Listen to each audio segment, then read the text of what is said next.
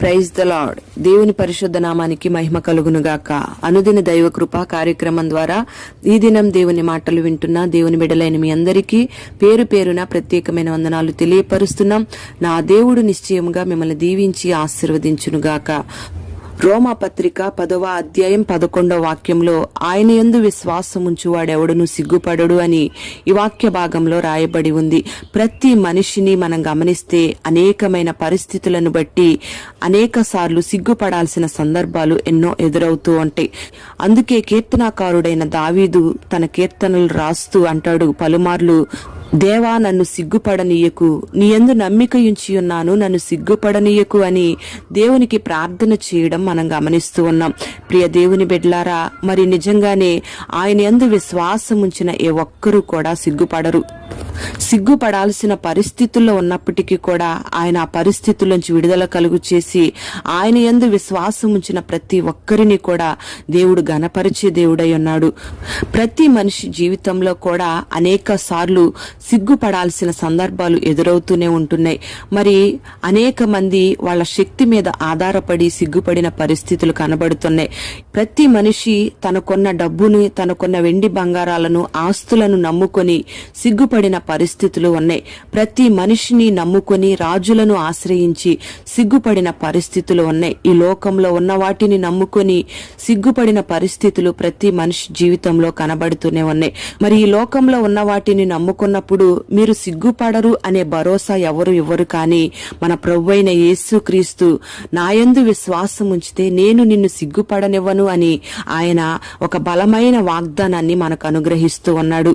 ప్రియ దేవుని బిడ్డ, ఈ మాటలు వింటున్న నీవు ఏ పరిస్థితులను బట్టి అవమానకరమైన అనుభవాల్లో ఉన్నావో, ఏ సమస్యలను బట్టి నువ్వు నిందించబడుతూ అందరి చేత తృణీకారం అందుతూ సిగ్గుపడాల్సిన పరిస్థితులు నీ జీవితంలో ఉన్నాయో, ఈ మాటలు వింటున్న నీవు దేవుని యందు విశ్వాసం ఉంచినట్లయితే నిశ్చయముగా నా దేవుడు నువ్వు సిగ్గుపడుతున్న ఆ పరిస్థితులను బట్టి నిన్ను దేవుడు లేవనెత్తి గణపరచబోతూ ఉన్నాడు.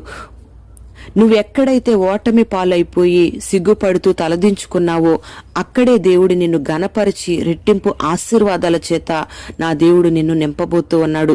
పరిశుద్ధ గ్రంథంలో హన్నాను మనం జ్ఞాపకం చేసుకుంటే, హన్నా సంతానం లేక తన గొడ్రాలితనం చేత అనేక మంది చేత నిందించబడుతూ, హేళన చేయబడుతూ, అవమానపరచబడుతూ సిగ్గుపడాల్సిన పరిస్థితుల్లో తలదించుకొని ఉంది. మరి అటువంటి పరిస్థితుల్లో హన్నా దేవుణ్ణి ఆశ్రయించి, దేవుని మీద విశ్వాసం ఉంచి, దేవుని యందు నమ్మిక ఉంచి దేవునికి ప్రార్థన చేసినప్పుడు దేవుడు నిశ్చయముగా ఆమెను జ్ఞాపకం చేసుకుని ఆమెకు కలిగిన ఆ నిందల్లోంచి, అవమానాల్లోంచి ఆమెను లేవనెత్తాడు. ఎక్కడైతే అవమానపరచబడిందో అక్కడే రెట్టింపు ఘనతను దేవుడు అనుగ్రహిస్తూ వచ్చాడు. ఆమె గర్భాన్ని తెరిచి చక్కటి బిడ్డను దేవుడు అనుగ్రహించాడు. ఆమె గర్భంలోంచి వచ్చిన ఆ బిడ్డ ద్వారా ఆమెకు ఘనత కలుగుతూ వచ్చింది. ఆ బిడ్డ కూడా ఎక్కడ సిగ్గుపడాల్సిన అవసరత లేకుండా దేవుడు ఘనముగా ఆశీర్వదిస్తూ వచ్చాడు. ఆ బిడ్డను బట్టి ఆమె తలదించుకునే పరిస్థితులు రాకుండా, సిగ్గుపడాల్సిన పరిస్థితులు రాకుండా దేవుడు ఆ బిడ్డను ఆశీర్వాదకరంగా తన కనుల ఎదుట ఉంచుతూ వచ్చాడు. ప్రియ దేవుని బిడ్డలారా, ఇక్కడ మనం గమనించినట్లయితే దేవుడు వాగ్దానం చేస్తే ఖచ్చితంగా ఆ వాగ్దానాన్ని ప్రతి ఒక్కరి జీవితంలో నెరవేరుస్తాడు. మరి హన్నా జీవితంలో ప్రార్థన చేసినప్పుడు హన్నాకు కలిగిన ఆ నిందంతటిని తొలగించి సిగ్గుపడకుండా, తన బిడ్డ ద్వారా కూడా సిగ్గుపడనీయకుండా దేవుడు ఘనతను కలుగు చేస్తూ వచ్చాడు. మరి ఈ దినాన ఈ మాటలు వింటున్న నీ జీవితంలో కూడా నువ్వు ఏ పరిస్థితులను బట్టి సిగ్గుపడుతూ అవమానాల మధ్యలో, నిందల మధ్యలో, నిరాశల మధ్యలో ఉన్నావో ఆ పరిస్థితుల్లో నువ్వు దేవుని యందు పరిపూర్ణంగా విశ్వాసం ఉంచి దేవుని వైపు నువ్వు తిరగలిగితే నీకు కలిగిన నిందలు, అవమానాలన్నిటినీ నా దేవుడు కొట్టివేసి రెట్టింపు ఘనతను నీకు దేవుడు అనుగ్రహించబోతూ ఉన్నాడు. ఎటువంటి పరిస్థితుల మధ్యలో నువ్వు ఉన్నా దేవుడు నిన్నెక్కడా కూడా సిగ్గుపడనివ్వకుండా తన హస్తాలతో నిన్ను కాపాడబోతూ ఉన్నాడు.